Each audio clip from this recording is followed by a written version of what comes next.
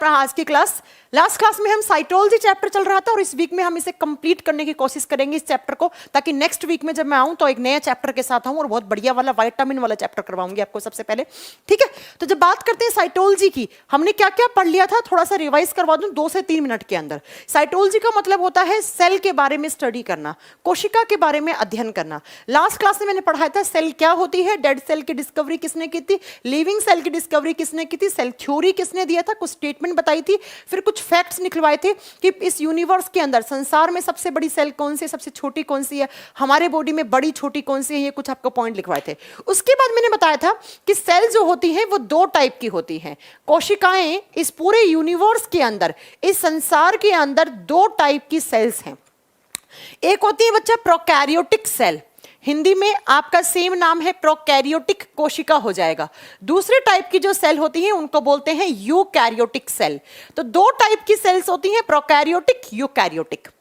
ऐसे जीव जंतु जो प्रोकैरियोटिक कोशिकाओं से बने हैं उनको प्रोकैरियोट्स बोलते हैं, और जो यूकैरियोटिक कोशिकाओं से बने हैं उनको यूकैरियोट्स बोलते हैं। अब लास्ट क्लास में मैं इनके बारे में कुछ पढ़ा के गई थी, पूरा नहीं पढ़ाया था। पहले रिवाइज करते हैं कि लास्ट क्लास में हमने पढ़ा क्या था, फिर आज की क्लास स्टार्ट करेंगे। मैंने कहा था प्रोकैरियोटिक सेल क्या होती है।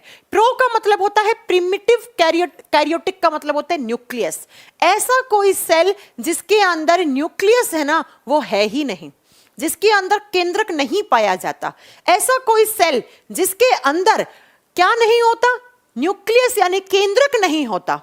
और जब केंद्रक नहीं है तो इस केंद्रक के चारों तरफ एक झिल्ली लगी हुई होती है, वो भी नहीं होती है।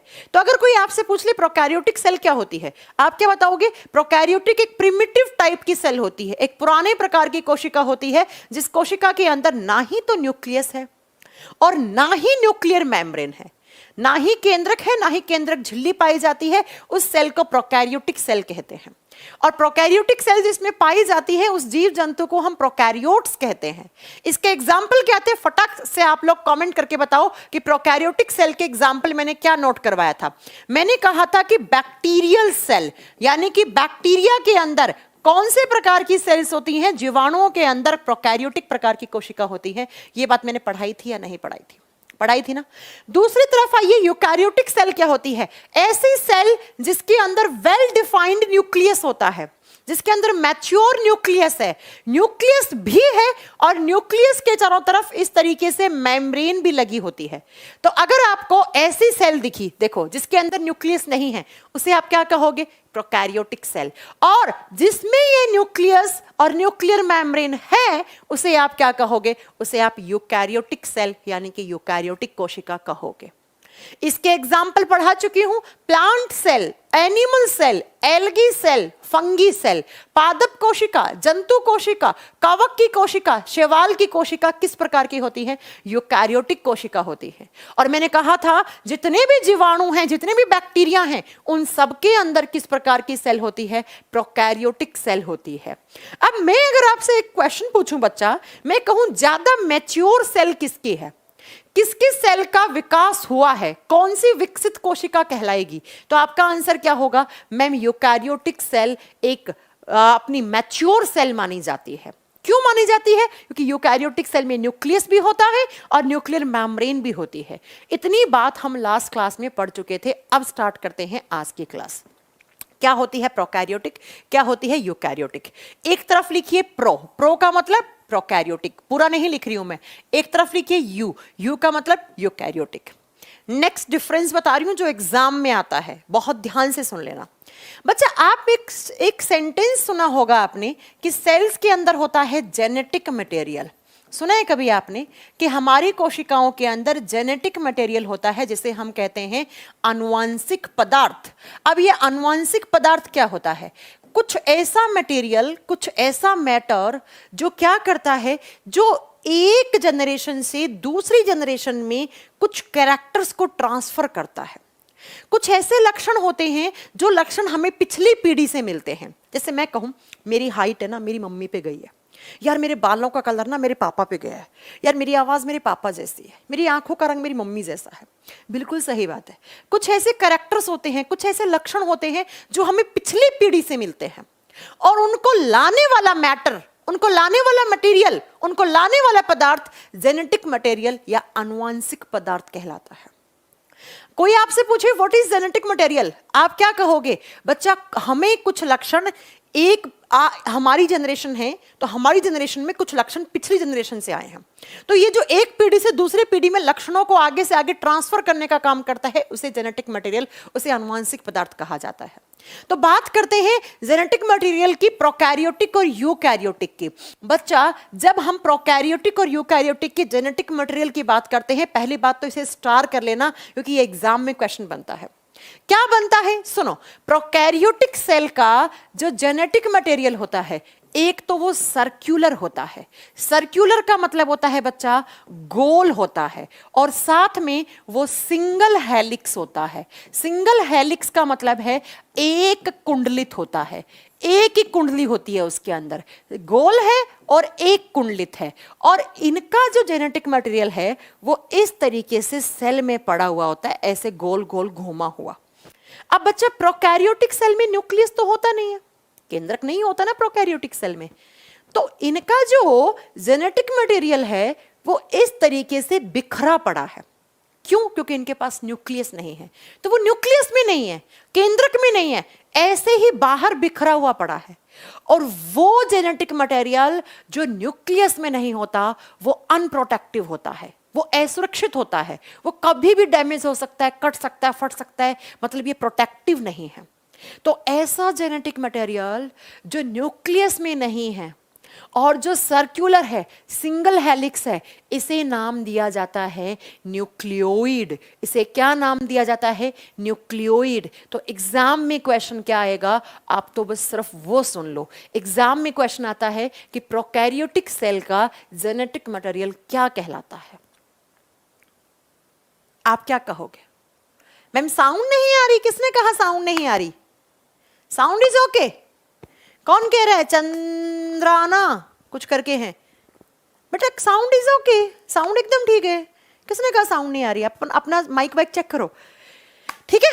तो मैंने कहा प्रोकैरियोटिक सेल का जो जेनेटिक मटेरियल है, जो उनका आनुवंशिक पदार्थ है, वो एक तो सर्कुलर है, एक सिंगल हेलिक्स। सिंगल हेलिक्स का मतलब देखो बच्चा, एक ही कुंडली ऐसे, एक ही कुंडली ऐसे घूमी हुई, ठीक है। इसको न्यूक्लियोइड या इसको एक नाम और दिया जाता है, इसे जीनोफोर भी कहा जाता है।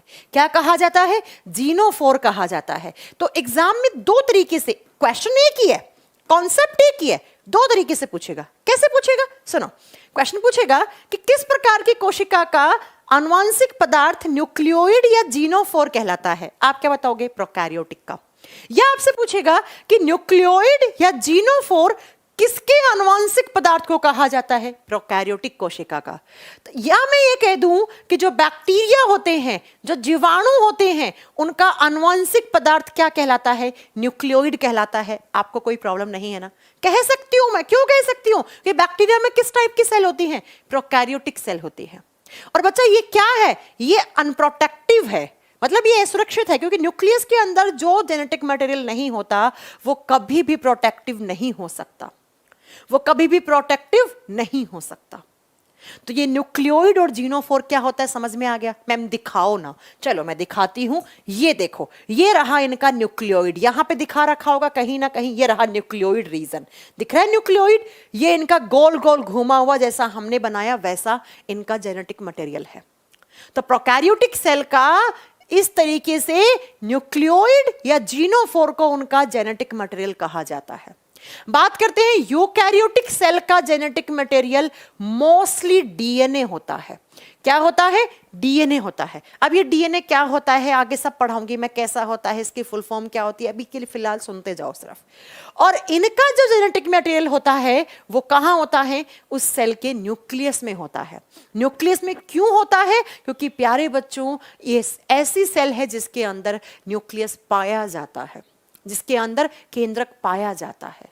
और ये कैसा होता है? ये होता है डबल हेलिक्स। इस तरीके से, एक हेलिक्स 2 हेलिक्स। तो हम बोलेंगे कि किसी भी यूकैरियोटिक सेल का जो जेनेटिक मटेरियल होता है वो प्रोटेक्टिव होता है। प्रोटेक्टिव का मतलब क्या है? वो सुरक्षित है। और सुरक्षित का मतलब क्या हो गया कि उनका जेनेटिक मटेरियल न्यूक्लियस में पाया जाता है और वो डबल हेलिक्स होता है। वो डबल हेलिक्स होता है। वो क्या होता है? द्विकुंडलित होता है। बच्चा आरबीसी की बात बाद में करेंगे। तनु है क्या? एक तो कमेंट इतने छोटे क्यों दिख रहे हैं? बाद में यादव जी बाद में बात करेंगे इसके बारे में। बात समझ में आई? यस और नो बताओ। क्वेश्चन आपकी बोर्ड पे है, यहीं से क्वेश्चन बनेगा। ये बीपीएससी के एग्जाम का क्वेश्चन नहीं, न्यूक्लियोइड वाला। छोड़ के नहीं जाना है किसी भी चीज को। चलो आगे, प्रोकैरियोटिक और यूकैरियोटिक सेल के जेनेटिक मटेरियल में क्या डिफरेंस है बता दोगे? चलो आगे चलते हैं थोड़ा सा। बच्चा एक प्रोटीन होते हैं हिस्टोन प्रोटीन। ये सब घूम के आगे सब मिलने वाले हैं आपको वापस। हिस्टोन प्रोटीन होते हैं, इनको शॉर्ट फॉर्म में लिखा जाता है एच प्रोटीन। और जब बात करते हैं हिस्टोन प्रोटीन की, ये प्रोकैरियोटिक सेल में नहीं होते हैं। तो आप इधर लिख दो कि प्रोकैरियोटिक सेल में हिस्टोन प्रोटीन नहीं पाए जाते हैं। किसी भी प्रोकैरियोटिक सेल के अंदर ऐसी कोई प्रोटीन आपको देखने को नहीं मिलती है। ये हिस्टोन प्रोटीन क्या काम करती हैं? अभी बस बता रही हूं, आगे समझाऊंगी। हिस्टोन प्रोटीन डीएनए को पैक करने का काम करती है। डीएनए को पैक कर देती है। अगर हिस्टोन प्रोटीन नहीं होते ना हमारे बॉडी में, सेल के बाहर से ऐसे डीएनए बाहर चले जाते सेल के अंदर से, तो डीएनए को इस तरीके से पैक करने का काम करता है हिस्टोन प्रोटीन। आगे पढ़ाऊंगी आपको। तो ये हिस्टोन प्रोटीन प्रोकैरियोटिक सेल में नहीं पाए जाते। तो अगेन आपका क्वेश्चन कैसे बना? क्वेश्चन बना कि किस टाइप की सेल में हिस्टोन प्रोटीन नहीं पाए जाते हैं? तो आप कहोगे प्रोकैरियोटिक सेल में हिस्टोन प्रोटीन नहीं पाए जाते हैं। ये वापस घूम के आएंगे सब, डीएनए, एच प्रोटीन सब पढ़ाऊंगे आगे। जबकि बच्चा आप एक यूकैरियोटिक सेल देखोगे तो उसमें histone proteins are always present. क्या होते हैं? ऑलवेज प्रेजेंट होते हैं। यूकैरियोटिक कोशिकाओं में हिस्टोन प्रोटीन पाई जाती हैं। तो किस टाइप की सेल्स में एच प्रोटीन नहीं होते हैं? तो बैक्टीरिया की सेल में कोई भी हिस्टोन प्रोटीन नहीं होते हैं, या प्रोकैरियोटिक सेल में ये हिस्टोन प्रोटीन नहीं पाए जाते हैं, जबकि यूकैरियोटिक सेल में हिस्टोन प्रोटीन पाए जाते हैं। मैं एक बार फिर से बता दूं, यूकैरियोटिक सेल मैच्योर सेल होती है। इनका विकास ज्यादा हुआ है, इसलिए हम लोग ऐसे हैं। बैक्टीरिया को देख सकते हो क्या? नहीं देख सकते। नग्न आंखों से बैक्टीरिया नहीं दिखते क्योंकि बेचारों के सेल इमैच्योर हैं, प्रोकैरियोटिक सेल है। अगर बैक्टीरिया में भी यूकैरियोटिक सेल होती ना, तो जैसे हम लोग है वैसे बैक्टीरिया घूम रहे होते इस धरती पे, है ना? चलो अब चलते हैं नेक्स्ट बात पे। आपने एक सेंटेंस सुना होगा कि हमारी सेल का पावर हाउस माइटोकॉन्ड्रिया होता है ना? तो जब प्रोकैरियोटिक सेल की बात करते हैं तो उसमें माइटोकॉन्ड्रिया भी नहीं होता। तो अगर आपसे पूछ ले कौन से टाइप की सेल में माइटोकॉन्ड्रिया नहीं पाया जाता, तो आप कहना प्रोकैरियोटिक सेल में माइटोकॉन्ड्रिया नहीं होता। ये सब आगे आएगा, वापस सब पढ़ाऊंगी। जबकि यूकैरियोटिक सेल में माइटोकॉन्ड्रिया पाया जाता है, तो मैंने राइट कर दिया। राइट का मतलब पाया जाता है, यहां प्रेजेंट होती है माइटोकॉन्ड्रिया। कोई भी ऐसी यूकैरियोटिक सेल नहीं होती जिसमें माइटोकॉन्ड्रिया नहीं होता है। हमारी सेल्स में माइटोकॉन्ड्रिया होता है, प्लांट में होता है, एल्गी में होता है, फंगी में होता है। देखो ये रहा, ये एक प्रोकैरियोटिक सेल है, इसमें कहीं पर भी आपको माइटोकॉन्ड्रिया नहीं दिख रहा होगा। जबकि मैं आपको एक यूकैरियोटिक सेल दिखाती हूँ, ये रहा आपका यूकैरियोटिक सेल, और इसमें ये रहा आपका माइटोकॉन्ड्रिया। ये रहा चप्पल के आकार का, हमारी जूते होते हैं ना, उसका तलवा होता है ना, उसके आकार का माइटोकॉन्ड्रिया। आप कहोगे मैं प्लांट सेल में होता है, ये रहा प्लांट सेल, ये रहा फोटो प्लांट सेल का। देखो इसमें भी माइटोकॉन्ड्रिया है, ये रहा माइटोकॉन्ड्रिया इसका माइटोकॉन्ड्रिया, एक सेकेंड, इसका माइटोकॉन्ड्रिया ये रहा। तो मैं ये कहना चाह रही हूं बच्चा कि प्रोकैरियोटिक सेल में ये माइटोकॉन्ड्रिया देखने को नहीं मिलते हैं। अगली बात, सेल के अंदर नेक्स्ट पार्ट आता है एंडोप्लाज्मिक रेटिक्यूलम। ये सब आएंगे, अभी फिलहाल मत सोचना कि मैम तो कुछ पढ़ा ही नहीं रही हैं, अभी सिर्फ नाम बता रही हूँ, ये सब तो पढ़ना डिटेल में। एंडोप्लाज्मिक रेटिक्यूलम, हिंदी में इसे कहा जाता है अंतःप्रदवी जालिका। अंतःप्रदवी जालिका, और ये अंतःप्रदवी जालिका, इनको शॉर्ट फॉर्म में हम लिखते हैं ER, एंडोप्लाज्मिक रेटिक्यूलम। ये भी प्रोकैरियोटिक सेल में नहीं होती है। तो इधर एब्सेंट लिख देना, लिखना, प्रोकैरियोटिक कोशिकाओं में अंतःप्रद्रवी जालिका नहीं पाई जाती है। प्रोकैरियोटिक सेल में एंडोप्लाज्मिक रेटिकुलम नहीं पाई जाती है। जबकि हम बात करते हैं यूकैरियोटिक सेल की, तो उसमें ऑलवेज प्रेजेंट। इधर एंडोप्लाज्मिक रेटिकुलम पाई जाती हैं, इधर अंतःप्रद्रवी जालिकाएं पाई जाती हैं। जैसे बच्चा, ये एक प्रोकैरियोटिक सेल है, इसमें आपको कहीं पर भी एंडोप्लाज्मिक रेटिकुलम दिख रहा नहीं रहा होगा, नहीं दिख रहा ना। अब मैं आपको दिखाती हूँ एक यूकैरियोटिक सेल। ये रहा एक यूकैरियोटिक सेल, और इस यूकैरियोटिक सेल के अंदर आपको एंडोप्लाज्मिक रेटिकुलम देखने को मिलेगा। कहाँ है, कहाँ है, कहाँ लिखा हुआ है? ये रहा, देखो, एक स्मूथ एंडोप्लाज्मिक रेटिकुलम होती है और एक रफ एंडोप्लाज्मिक रेटिकुलम होती है, इसमें आपको देखने को मिलेगी, है ना? समझ में आ रहे?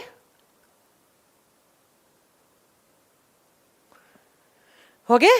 नेक्स्ट सुनो, अगला डिफरेंस क्या होगा। अगला बच्चा, एक होता है लाइसोसोम। ये सब मैं पढ़ाने वाली हूं, अभी फिलहाल बस हम सेल के टाइप पढ़ रहे हैं ना, तो इधर लिख दो, इधर लाइसोसोम्स भी नहीं पाए जाते हैं। लाइसोसोम्स, जिनको हम सुसाइड करने वाला बैग कहते हैं, जिन्हें हम कोशिका का आत्मघाती थैली कहते हैं, ये भी नहीं होते। इधर लाइसोसोम्स आर ऑलवेज प्रेजेंट, इधर होते हैं लाइसोसोम।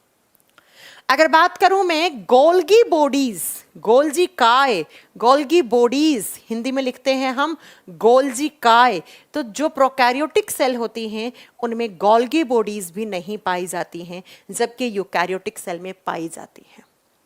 तो आप इस चीज को अच्छे से समझने की कोशिश ये करो कि जो बैक्टीरिया की सेल होती है या प्रोकैरियोटिक सेल होती है, उसमें ना ही तो माइटोकॉन्ड्रिया होता है, ना ही एंडोप्लाज्मिक रेटिकुलम होता है, ना ही लाइसोसोम होते हैं, ना ही गोल्जी बॉडी होती है।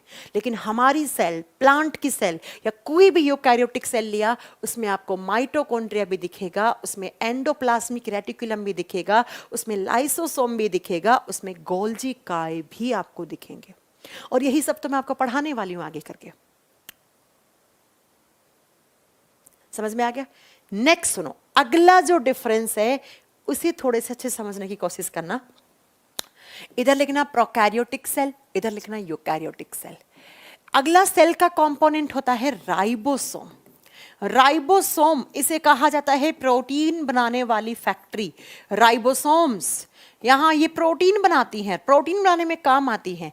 और जब बात करते हैं प्रोकैरियोटिक और यूकैरियोटिक, दोनों ही टाइप की सेल में राइबोसोम पाया जाता है। इधर भी प्रेजेंट है और इधर भी प्रेजेंट है। फिर मैम इनमें डिफरेंस क्या हुआ? पहले दिखाती हूं कि दोनों में राइबोसोम होता है। ये एक प्रोकैरियोटिक सेल है ना, है ना? इसमें दिखा रखा ना कि ये इसका राइबोसोम है, दिखा रखा है ऐसे, ये डॉट पार्टिकल्स राइबोसोम होते हैं। ये बैक्टीरिया की सेल है, ये प्रोकैरियोटिक सेल है, इसमें राइबोसोम है। अब मैं आपको एक यूकैरियोटिक सेल दिखाती हूं, उसमें भी आपको राइबोसोम दिखाती हूं। ये देखो बच्चा, ये इसका राइबोसोम रहा, ये रहा इसका राइबोसोम, ऐसे। तो प्रोकैरियोटिक और यूकैरियोटिक दोनों टाइप की सेल में राइबोसोम होता है। बस डिफरेंस क्या होता है, राइबोसोम दो टाइप के होते हैं। इधर जो राइबोसोम होता है ये होता है 70S राइबोसोम, और इधर जो राइबोसोम होता है वो होता है 80S राइबोसोम। इस S का मीनिंग आगे समझ में आएगा, अभी नहीं। फिलहाल इतना जानना है कि किसी भी बैक्टीरियल सेल में किस टाइप का राइबोसोम होता है, 70S टाइप का। या एग्जाम में आ जाए प्रोकैरियोटिक सेल में किस टाइप का राइबोसोम होता है, आप कहेंगे 70S टाइप का। आपसे पूछे यूकैरियोटिक सेल में या हमारी सेल्स में या प्लांट की सेल में किस टाइप का राइबोसोम होता है, आप कहेंगे 80S राइबोसोम होता है। 70S राइबोसोम होता है, लेकिन बच्चा mitochondria, lysosome, Golgi body, nucleus, nuclear membrane, ये कुछ भी आपको देखने को नहीं मिलता है।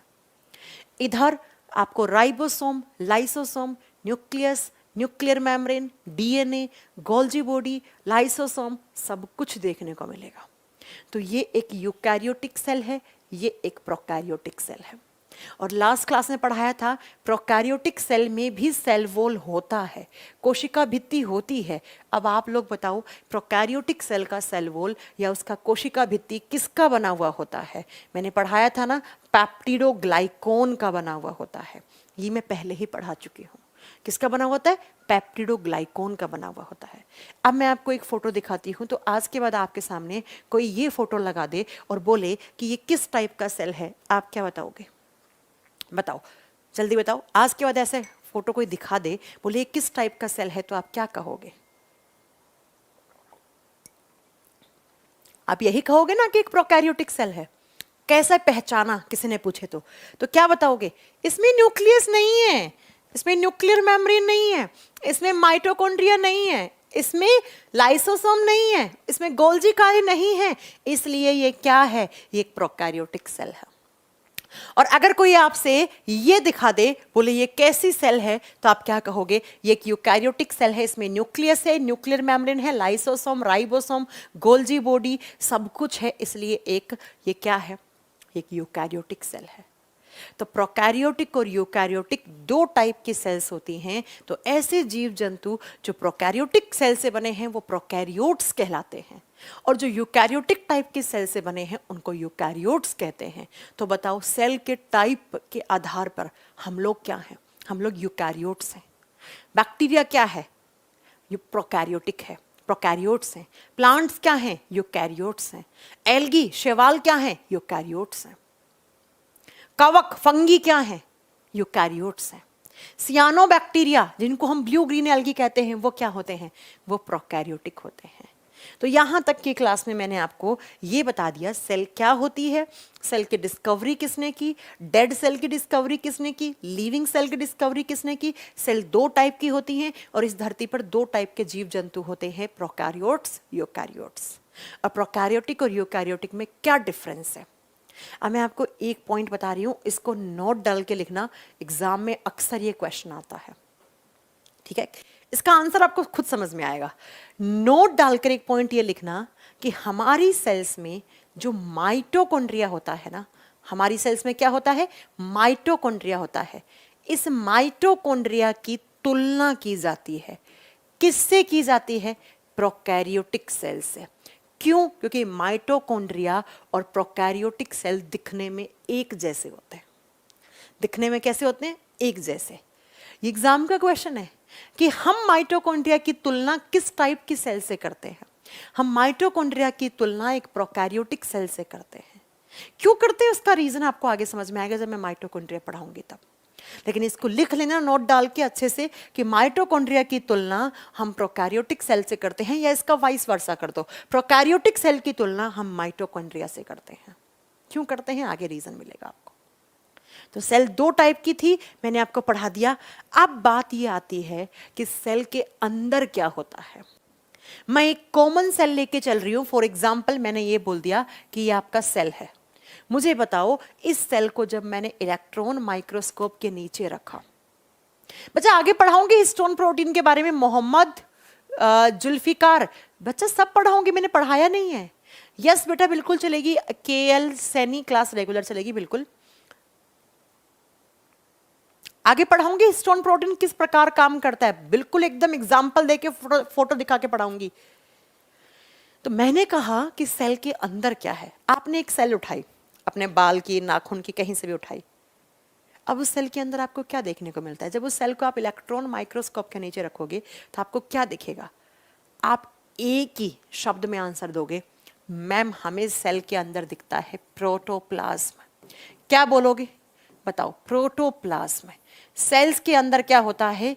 प्रोटोप्लाज्म होता है, या हिंदी में बोलते हैं हम जीव द्रव्य होता है। सेल्स के अंदर क्या होता है? जीव द्रव्य होता है। अब ये प्रोटोप्लाज्म क्या होता है, यहां से आपका मेन चैप्टर शुरू होता है। What is protoplasm? एग्जाम में क्वेश्चन आता है। ये सेल है, इस सेल के चारों तरफ, जहां समझ में नहीं आई रोक के मुझे पूछ लेना कुछ भी चीज। इस सेल के चारों तरफ इस तरीके से एक मेम्ब्रेन लगी हुई होती है, और इस मेम्ब्रेन को कहते हैं हम सेल मेम्ब्रेन। क्या कहते हैं? Cell membrane. जो मैं बोलूं सिर्फ सुनते जाओ और नोट डाउन करते जाओ। हिंदी में बोलते हैं कोशिका झिल्ली। सेल्स के चारों तरफ एक मेम्ब्रेन, एक झिल्ली पाई जाती है, जिस झिल्ली को हम सेल मेम्ब्रेन कहते हैं, जिसे हम कोशिका झिल्ली कहते हैं। सेल के सेंटर में होता है न्यूक्लियस, और न्यूक्लियस के चारों तरफ इस तरीके से एक और मेम्ब्रेन लगी हुई होती है। इस मेम्ब्रेन को बोलते हैं हम न्यूक्लियर मेम्ब्रेन। इसे क्या कहते हैं हम?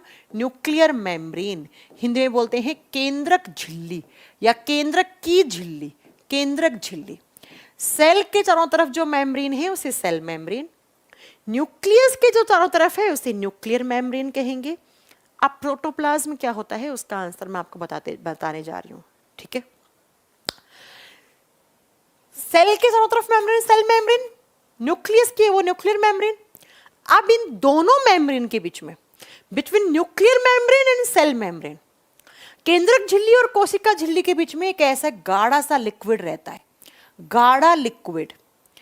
जैसे आपने बचपन में या आज भी आप खाते होंगे, जेली जेली टॉफी खाते होंगे, है ना, गाढ़ा लिक्विड आता है जेली टॉफी के अंदर।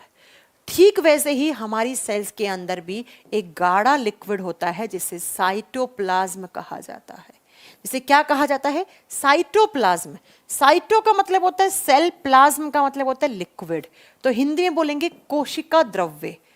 सेल मेम्ब्रेन और न्यूक्लियर मेम्ब्रेन के बीच में गाढ़ा लिक्विड रहता है जिसे हम साइटोप्लाज्म या कोशिका द्रव्य कहते हैं। पॉइंट क्लियर है? चलो, इस न्यूक्लियस के अंदर भी एक लिक्विड रहता है इस तरीके से, इस तरीके से न्यूक्लियस के अंदर भी एक लिक्विड है। इस लिक्विड को कहते हैं न्यूक्लियोप्लाज्म। न्यूक्लियोप्लाज्म हिंदी में बोलते हैं केंद्रक द्रव्य। केंद्रक द्रव्य जो न्यूक्लियस के अंदर है वो न्यूक्लियोप्लाज्म है, जो न्यूक्लियर मेम्ब्रेन और सेल मेम्ब्रेन के बीच में है वो साइटोप्लाज्म है। अब इस साइटोप्लाज्म के अंदर यहां होता है माइटोकॉन्ड्रिया, मान लो ये राइबोसोम, ये लाइसोसोम, ये गोल्गी बॉडी, एक्सेट्रा एक्सेट्रा। ये सब क्या है? इन सबको नाम दिया जाता है सेल ऑर्गेनेलीज। इन्हें क्या नाम देते हैं? Cell organelles. हिंदी में बोलते हैं कोशिकांग। कोशिका के अंग कोशिकांग कहलाते हैं। जैसे आपके अंग हैं हाथ, कान, नाक, पैर, गला, ठीक वैसे ही सेल के भी ऑर्गन है, उनको कोशिकांग, कोशिका के अंग, सेल ऑर्गेनेलीज कहा जाता है। अब मैं आपको बताना चाह रही हूं व्हाट इज प्रोटोप्लाज्म। प्रोटोप्लाज्म क्या होता है?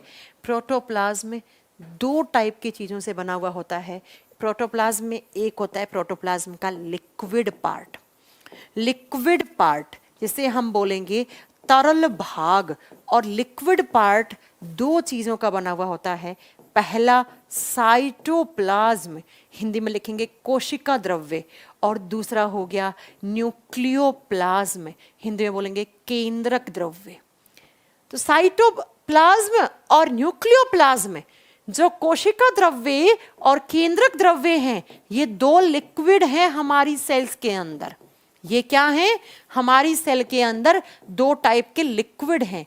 इसलिए हमने बोल दिया कि प्रोटोप्लाज्म के अंदर एक तो लिक्विड पार्ट होता है और एक होता है प्रोटोप्लाज्म का सॉलिड पार्ट। कौन सा पार्ट? सॉलिड पार्ट, जिसे बोलेंगे ठोस भाग। और प्रोटोप्लाज्म का जो सॉलिड पार्ट होता है उसे नाम दिया जाता है सेल ऑर्गेनेलीज। क्या नाम दिया जाता है? Cell organelles. हिंदी में बोलेंगे कोशिकांग।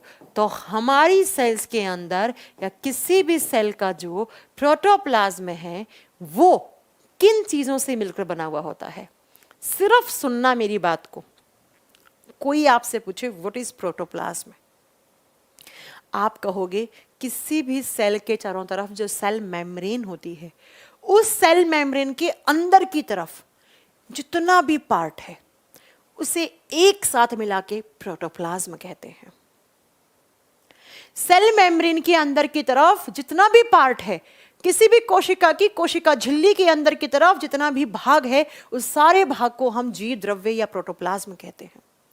अब उस सेल के अंदर दो टाइप की चीजें हैं, एक लिक्विड पार्ट, दूसरा सॉलिड पार्ट। तो मैं ये कह दूं कि प्रोटोप्लाज्म लिक्विड और सॉलिड दोनों पार्ट से बना हुआ है, बिल्कुल कह दो। अब मैं ये कह दूं कि प्रोटोप्लाज्म के लिक्विड पार्ट को साइटोप्लाज्म और न्यूक्लियोप्लाज्म कहते हैं, और प्रोटोप्लाज्म के सॉलिड पार्ट को सेल ऑर्गेनेलीज कहते हैं।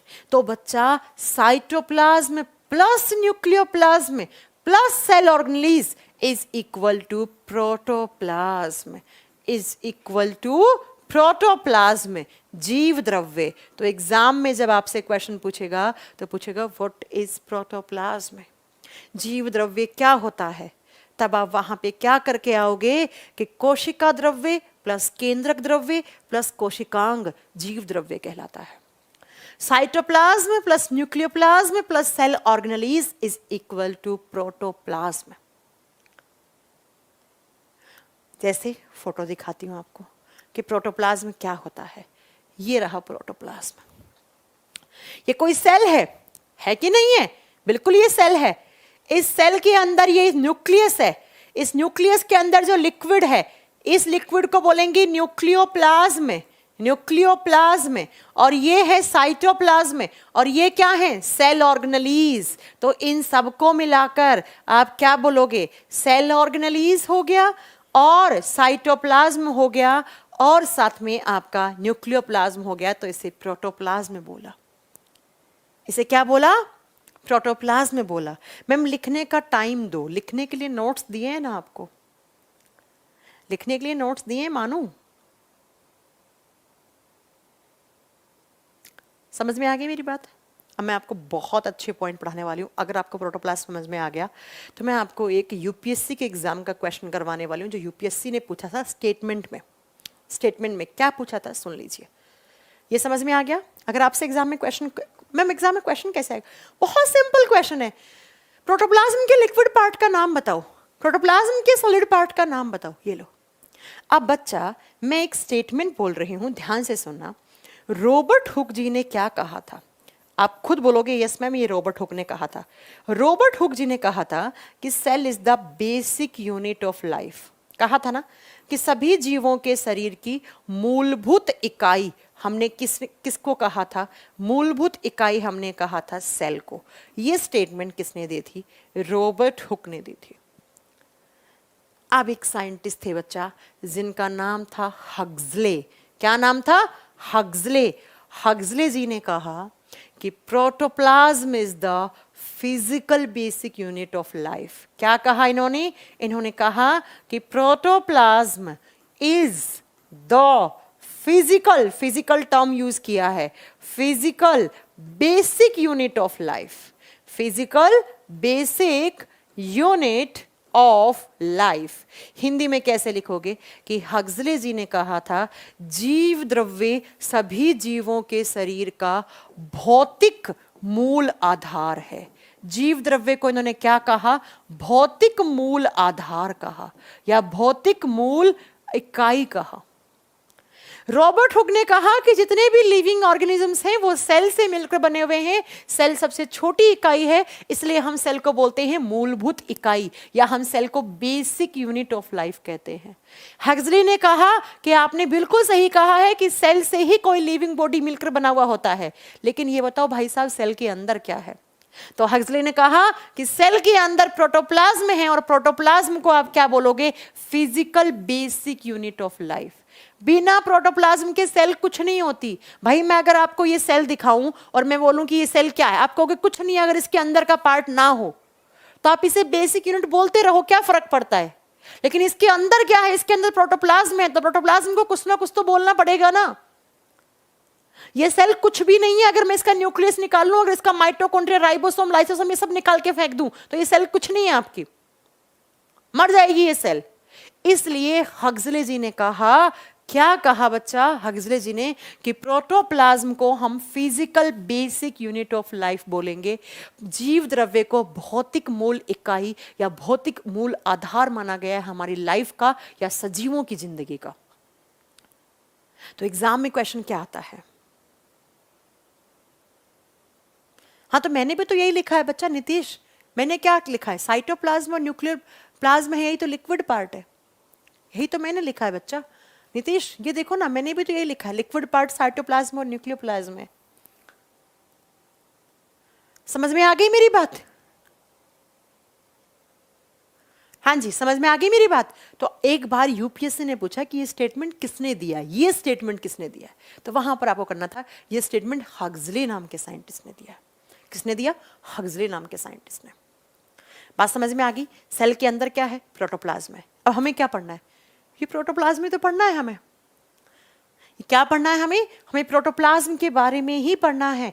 और प्रोटोप्लाज्म में मेनली हमें किसके बारे में पढ़ना है? Cell organelles. किसके बारे में? Cell organelles. तो लिखिएगा हमें पढ़ना है कोशिकांगों के बारे में। कोशिका के अंग कोशिकांग कहलाते हैं।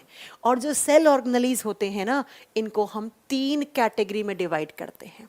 कैसे? सुनते जाना एक एक बात को बिल्कुल ढंग से। अगर ढंग से पढ़ लिया ना, कभी भी कोई क्वेश्चन नहीं छूटेगा बायोलॉजी से। मैम यहां पर फिजिकल क्यों बोला गया? फिजिकल इसलिए बोला गया, हिमांशु देखो आप जो सोच रहे हैं वो फिजिकल मीनिंग नहीं करना है आपको। फिजिकल का मतलब यहां पर क्या है? जैसे अगर आपने मेरे सारे ऑर्गन्स को निकाल लिया तो मेरे इस बॉडी का कोई मतलब बनता है क्या? नहीं बनता ना हिमांशु। ठीक वैसे ही अगर मैंने सेल के सारे ऑर्गेनलीज को निकाल लिया, उस सेल का कोई मतलब बनता है क्या? नहीं ना। उस सेंस में यहां पे फिजिकल यूनिट बोला है। ठीक है हिमांशु?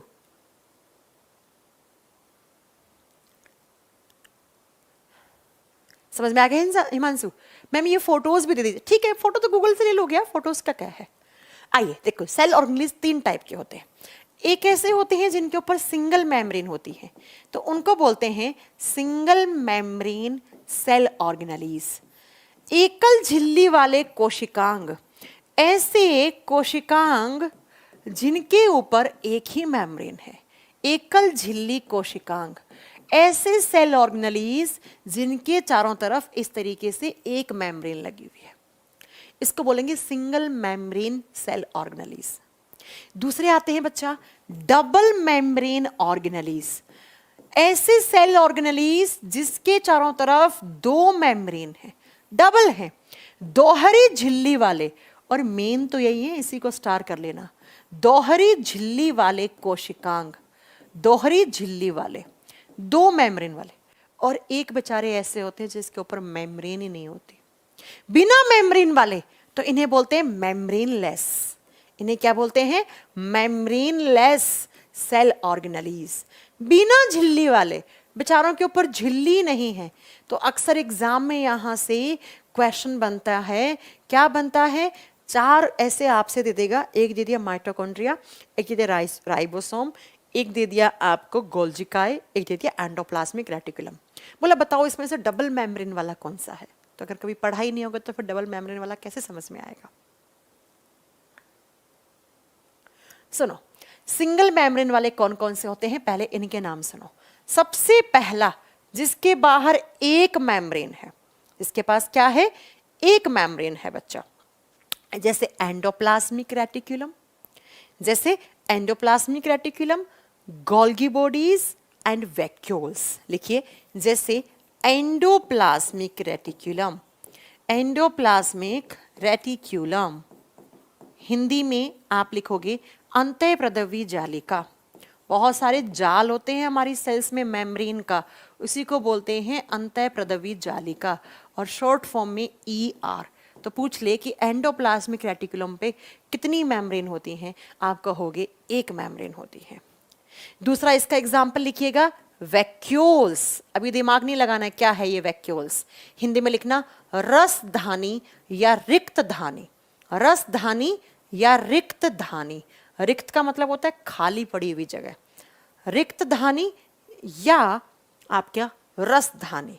और तीसरा लिखोगे गोल्गी बॉडी। 3 नंबर पे क्या लिखोगे बच्चा? गोल्गी बॉडीज, गोल्जी काय, गोल्गी बॉडीज, गोल्जी काय। ये 3 आपको याद करने हैं जिनके चारों तरफ एक मेम्ब्रेन लगी हुई होती है। कितनी मेम्ब्रेन? एक मेम्ब्रेन। अमीबा यहां से कैसे आ जाएगा? अमीबा यहां नहीं आएगा बच्चा। चलो अब करते हैं डबल मेम्ब्रेन वाले। डबल मेम्ब्रेन के भी 3 एग्जाम्पल नोट करने हैं। सबसे फेमस एग्जाम्पल न्यूक्लियस। सेल के अंदर जो न्यूक्लियस होता है, केंद्रक होता है, उसके चारों तरफ 2 मेम्ब्रेन होती हैं। दूसरा लिखो माइटोकॉन्ड्रिया, जो हमारी सेल्स में माइटोकॉन्ड्रिया होता है, जैसे आप हिंदी में सूत्र कणिकाएं भी कह सकते हो, उसके चारों तरफ 2 मेम्ब्रेन। और तीसरा लिखो, ये सिर्फ प्लांट सेल में होता है, क्लोरोप्लास्ट। क्लोरोप्लास्ट जिसे हिंदी में लिखोगे हरित लवक। इन तीनों के बाहर 2-2 मेम्ब्रेन होती है। बात करते हैं जिसके बाहर एक भी मेम्ब्रेन नहीं, सबसे फेमस राइबोसोम। एग्जाम में अक्सर आपको कंफ्यूज करने के लिए बोलता है राइबोसोम कैसा ऑर्गेनेली है, सिंगल मेम्ब्रेन, डबल मेम्ब्रेन या मेम्ब्रेन लेस या ट्रिपल मेम्ब्रेन वाला। आप क्या करके आओगे, ये एक मेम्ब्रेन लेस होता है, ये एक मेम्ब्रेन लेस होता है, इसके बाहर तो मेम्ब्रेन ही नहीं होती है। दूसरा एग्जाम्पल लिखोगे माइक्रोबॉडीज, माइक्रोबॉडीज, सूक्ष्म काय, ये सब पढ़ना है आपको, यही तो चैप्टर है, इनके बारे में तो पढ़ना है। सूक्ष्म नलिकाएं लिख लो या सूक्ष्म काय लिख लो, बात एक ही है। तीसरा लिखिएगा एग्जाम्पल इसका 3 नंबर पे, माइक्रो सेंट्रोजोम, सेंट्रोजोम्स, हिंदी में लिखोगे तारक काय, तारक काय, इन तीनों के बाहर मेम्ब्रेन ही नहीं होती है। मैंने कहा हमारी सेल्स के अंदर जो सेल ऑर्गेनेलीज होते हैं उनको आप 3 कैटेगरी में डिवाइड कर सकते हो। पहली कैटेगरी जिनके बाहर एक मेम्ब्रेन होती है, इन्हें बोलते हैं single membrane cell organelles. For example, example note down कर लो, एंडोप्लाज्मिक रेटिकुलम, वैक्यूल्स जिन्हें रसधानी या रक्तधानी कहते हैं, और गोल्जी बॉडीज जिनको गोल्जी काय कहते हैं। इनके बाहर ऐसे एक मेम्ब्रेन है। डबल मेम्ब्रेन, दोहरी झिल्ली वाले, जैसे आपकी सेल का न्यूक्लियस, इसके बाहर आप जब भी बनाओगे तो इस तरीके से 2 मेम्ब्रेन बनाओगे। जैसे माइटोकॉन्ड्रिया, उसके बाहर भी 2 मेम्ब्रेन होती है। जैसे क्लोरोप्लास्ट, उसके बाहर भी 2 मेम्ब्रेन होती है। इसलिए ये डबल मेम्ब्रेन ऑर्गेनेलीज हैं, दोहरी झिल्ली वाले, और जिनके बाहर मेम्ब्रेन ही नहीं होती, मेम्ब्रेनलेस, जैसे राइबोसोम, जैसे माइक्रोबॉडीज, जैसे सेंट्रोसोम। तो अगर आज के बाद आपसे पूछ ले कोई, अगर आपसे कोई पूछ ले सॉलिड पार्ट होता है, बिल्कुल हाँ, न्यूक्लियस भी सॉलिड होगा बेटा, न्यूक्लियस भी सॉलिड होगा, लेकिन न्यूक्लियस के अंदर जो लिक्विड होता है वो लिक्विड होता है, वो न्यूक्लियोप्लाज्म होता है। आपसे पूछ ले राइबोसोम कैसा ऑर्गेनेली है, बच्चा राइबोसोम सारे याद नहीं करने, राइबोसोम, माइटोकॉन्ड्रिया, क्लोरोप्लास्ट, 3 याद कर लो, 3 याद कर लो बस। कर लिया याद? चलो आगे। ये हो गया हमारी सेल के अंदर क्या होता है, प्रोटोप्लाज्म, और प्रोटोप्लाज्म के अंदर सेल ऑर्गेनेलीज होते हैं जिनको हम 3 कैटेगरी में डिवाइड कर सकते हैं। अब बात आती है, सेल को हम सबसे बाहर से पढ़ना शुरू करेंगे। मान लो ये एक सेल है, इसमें हम आउटर से इस तरीके से आएंगे, पढ़ना शुरू करेंगे। तो सबसे पहले सेल के बाहर क्या दिखेगी आपको, सेल की कवरिंग दिखेगी। तो लिखिए सबसे पहले cell covering, cell covering, cell के चारों तरफ आपको कवर दिखेगा, कोशिका का आवरण, सेल कवरिंग जिसको बोलेंगे कोशिका आवरण। और सेल कवरिंग हम एक जनरल सेल लेके चल रहे हैं, और सेल की कवरिंग की जब बात करते हैं तो सेल्स की कवरिंग 2 टाइप से होगी।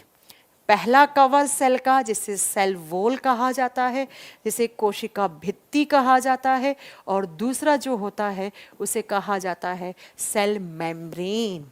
दूसरा कौन सा होगा, सेल मेम्ब्रेन, और हिंदी में क्या कहा जाएगा, कोशिका झिल्ली। हिंदी मीडियम वाले बच्चों को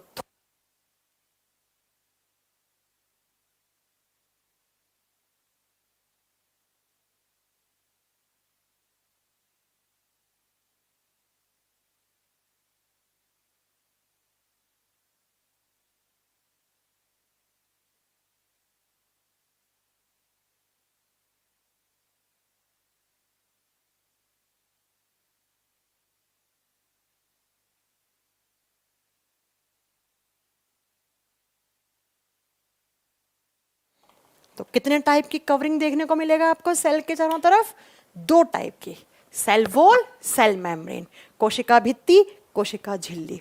आइए बात करते हैं सेल वॉल की। पहले ये पढ़ ले फिर ये पढ़ेंगे, तो इसे तो मुझे मिटा देना चाहिए अभी यहाँ से, ये बाद में पढ़ेंगे। सबसे पहले सेल वॉल के बारे में। सेल वॉल किसी भी सेल की सबसे आउटर लेयर, सबसे आउटर लेयर, आउटर लेयर का मतलब है सबसे बाहरी परत, तो सबसे आउटर में होगा उसे सेल वॉल बोलेंगे। सबसे आउटर वाली लेयर होगी इस तरीके से, मान लो मैंने कोई सेल बनाई, तो इस सेल में जो सबसे आउटर तरीके से इस तरीके से लेयर है उसे सेल वॉल, उसे कोशिका भित्ति कहा जाता है। हाँ नितेश, आगे आएंगे इस बात पे, ठीक है। अब ये जो सेल वॉल है इसका फंक्शन क्या होता है, ये क्या काम करती है बेटा, सबसे बाहर है तो इसका काम क्या होगा, एक तो शेप देना और दूसरा साइज मेंटेन करना। आकार और आकृति देना, आकार और आकृति, और साथ में ये प्रोटेक्शन का काम करती है। प्रोटेक्शन का मतलब होता है सुरक्षा देना। किसी भी सेल के चारों तरफ सेल वॉल लगा हुआ है तो वो सेल वॉल उस सेल को शेप देगा, उसको आकृति देगा, उसका साइज को मेंटेन करेगा, उसके आकार को मेंटेन करेगा और उसे प्रोटेक्शन, उसे सुरक्षा देगा। ये बात बताई थी आपके रॉबर्ट हुक ने। रॉबर्ट हुक ने ही सबसे पहले खोज की थी सेल वॉल की। रॉबर्ट हुक ने ही कहा था कि सेल वॉल सबसे आउटर लेयर होती है जो किसी भी सेल को प्रोटेक्शन और उसके शेप को मेंटेन करती है ना। और इसकी डिस्कवरी पूछ ली तो रॉबर्ट हुक ने की थी। किसने की थी बच्चा? रॉबर्ट हुक ने। रॉबर्ट हुक ने सेल वॉल की खोज की थी। अब इस सेल वॉल की बात करते हैं तो ये सेल वॉल किस किस में पाया जाता है? बैक्टीरिया सेल में सेल वॉल पाया जाता है। मैं पढ़ा चुकी हूं, जितने भी जीवाणु होते हैं उन सब जीवाणुओं की सेल में सेल वॉल इज प्रेजेंट। अगर आपसे पूछ ले कि बैक्टीरिया में क्या कोई बैक्टीरियल सेल है, उसके चारों तरफ सेल वॉल पाया जाता है, तो आप कहोगे यस, कोशिका भित्ति पाई जाती है। और मैं आपको पढ़ा चुकी हूं प्यारे बच्चों कि सेल वॉल बैक्टीरिया की किसकी बनी हुई होती है। आप लोग कमेंट करके बताओ। अगर मैं पूछूं किसी प्लांट सेल में सेल वॉल होता है क्या, आप कहोगे यस, इनमें भी, प्लांट्स में भी, पादपों में भी कोशिका भित्ति पाई जाती है। किसकी बनी हुई है आप बताओ। अगर मैं आपसे पूछूं जो एल्गी होते हैं, जो शैवाल होते हैं, उनमें सेल वॉल होता है क्या, आप कहोगे बिल्कुल होता है मैम। होता है कि नहीं होता है? अगर मैं आपसे पूछूं जो फंजाई होते हैं, जो कवक होते हैं, उनमें सेल वॉल होता है कि नहीं होता है, आप कहोगे बिल्कुल होता है। इन चारों में पाया जाता है। लेकिन बच्चा एक ऐसा सेल है यूकैरियोटिक जिसमें सेल वॉल नहीं होता, जिसका एग्जाम्पल है एनिमल सेल। अगर आपसे पूछ ले क्या जंतु कोशिकाओं के चारों तरफ सेल वॉल पाया जाता है, आप कहोगे नहीं पाया जाता। या पूछ ले ह्यूमन सेल में, गाय, भैंस, घोड़ा, बकरी, जानवर, हम लोग, हम सभी की जो सेल्स होती हैं उनके चारों तरफ किसी भी टाइप की सेल वॉल नहीं होती। हमारी सेल्स के चारों तरफ सेल वॉल इज एब्सेंट, अनुपस्थित होता है, मतलब नहीं पाया जाता है। मैं आपको एग्जाम्पल दिखाती हूँ फोटोज के साथ। देखो, ये एक बैक्टीरिया की सेल है, इसमें सेल वॉल ये रहा, ये दिखा रखा कि सेल वॉल पाया जाता है, बिल्कुल पाया जाता है। अगर मैं आपसे बोलूं ये एक प्लांट सेल है, ये कौन सी है? ये एक प्लांट की सेल है, सेल वॉल बिल्कुल होता है, ये रहा सेल वॉल दिखा रखा है। लेकिन मैं आपको एक सेल दिखा रही हूँ, इसमें आपको कहीं पर भी सेल वॉल दिख रहा है? नहीं दिख रहा, क्योंकि ये किसका सेल है? ये हमारा सेल है। गाय, भैंस, घोड़ा, बकरी, जानवर, हम लोगों में किसी भी टाइप की कोई सेल वॉल नहीं होती है। इसीलिए मैं आपको बता दूं, हमारी सेल अलग अलग आकार और अलग अलग आकृति की होती है। कोई सेल बड़ा, कोई छोटा, कोई लंबा चौड़ा, ऐसे अलग अलग मिलेंगे आपको। लेकिन बच्चा प्लांट की सारी सेल आपको एक जैसी देखने को मिलेंगी, उनका शेप एक जैसा होगा। हमारी आरबीसी अलग है, डब्ल्यूबीसी अलग है, न्यूरॉन सेल्स अलग हैं। क्यों? क्योंकि हमारी सेल्स के चारों तरफ कवर नहीं है ना, ये सेल वॉल नहीं है, तो शेप एक जैसा नहीं हो सकता हमारी सेल्स का। तो वो कौन से ऑर्गेनिज्म हैं जिनके अंदर सेल वॉल नहीं होता? तो एनिमल सेल या ह्यूमन सेल में किसी भी टाइप का सेल वॉल नहीं देखने को मिलता है। हम लोगों में सेल मेम्ब्रेन होता है, सेल वॉल नहीं होता है। अब जरा बताइए बैक्टीरिया की सेल वॉल किसकी बनी हुई होती है? पढ़ा चुकी हो ना, बैक्टीरिया की सेल वॉल में क्या होता है? पेप्टिडोग्लाइकॉन, साथ में म्यूरामिक अम्ल, म्यूरामिक एसिड, और साथ में अमाइनो एसिड, ये सब पढ़ा चुकी हूं मैं। तो बैक्टीरिया की या प्रोकैरियोटिक सेल की सेल वॉल किसकी बनी हुई होगी? पेप्टिडोग्लाइकॉन। ऑप्शन में हमेशा यही रहता है। प्लांट में भी सेल वॉल होता है, और वो किसका बना हुआ होता है? उसमें मेनली रहता है सेल्यूलोज। क्या रहता है? सेल्यूलोज। थोड़ा बहुत हेमी सेल्यूलोज भी होता है, लेकिन आपको ऑप्शन में सेल्यूलोज ही मिलेगा। तो पादप कोशिकाओं की कोशिका भित्ति सेल्यूलोज की बनी हुई होती है। जो कवक होते हैं उनकी काइटिन की बनी हुई होती है। किसकी बनी हुई होती है बच्चा? काइटिन की, काइटिन की। और जो शैवाल होते हैं, शैवाल यहाँ रह गए ना, शैवालों में सेल्यूलोज भी होता है, और साथ में कुछ होते हैं गैलेक्टोन्स, गैलेक्टोन्स, और साथ में कुछ कैल्शियम कार्बोनेट रहता है। तो एग्जाम के क्वेश्चन कैसे हैं? जीवाणुओं की कोशिका भित्ति किसकी बनी हुई होती है? पेप्टिडोग्लाइकॉन की। या पूछेगा पेप्टिडोग्लाइकॉन से सेल वॉल किसकी बनी हुई होती है? बैक्टीरिया की। एग्जाम में आता है प्लांट का सेल वॉल किसका बना होता है, सेल्यूलोज, या प्लांट में सेल्यूलोज कहाँ होता है, उसकी सेल वॉल में होता है। कवक की कोशिका भित्ति किसकी बनी होती है, काइटिन की, या काइटिन कहाँ पाया जाता है, कवकों की कोशिका भित्ति में। सेल्यूलोज और गैलेक्टोन्स और कैल्शियम कार्बोनेट किसकी सेल वॉल में होते हैं, एल्गी, शैवालों की कोशिका भित्ति में होते हैं। आपसे पूछे हमारी सेल वॉल किसकी बनी होती है, हम में तो होती ही नहीं है ना सेल वॉल, इसलिए हमारी कोई सेल छोटी कोई बड़ी, अलग अलग आकार और आकृति की आपको सेल देखने को मिलती है। पॉइंट क्लियर हुआ मेरी बात का? रॉबर्ट हुक ने बताई थी इसके बारे में। काम क्या है, प्रोटेक्शन देना, शेप साइज देना। तो दो टाइप की कवरिंग होगी, सेल वॉल ये है। अब कल की क्लास में बात करेंगे हम दूसरे टाइप की कवरिंग की, दैट इज सेल मेम्ब्रेन। कल बात करेंगे हम किसके बारे में, सेल मेम्ब्रेन के बारे में। अब किसी का कोई डाउट हो तो वो मुझसे पूछिए। अभी आज की क्लास का टाइम हो चुका है। कल की क्लास में हम सेल मेम्ब्रेन क्या होती है, किसकी बनी हुई होती है, सब आपको पढ़ाने वाले हैं। अभी तो चैप्टर स्टार्ट हुआ है, आज आपका चैप्टर स्टार्ट हो गया है।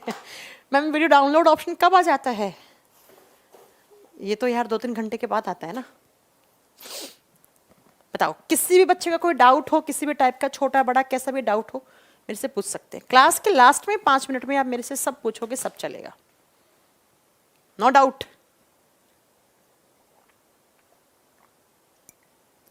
फिर कल आते ही मैं पूछूंगी आपसे क्वेश्चन, तब मुझे डाउट मत देना, है ना। कल मैं पूछूंगी।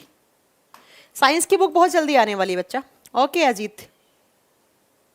अच्छा, कल से डाउनलोड नहीं हो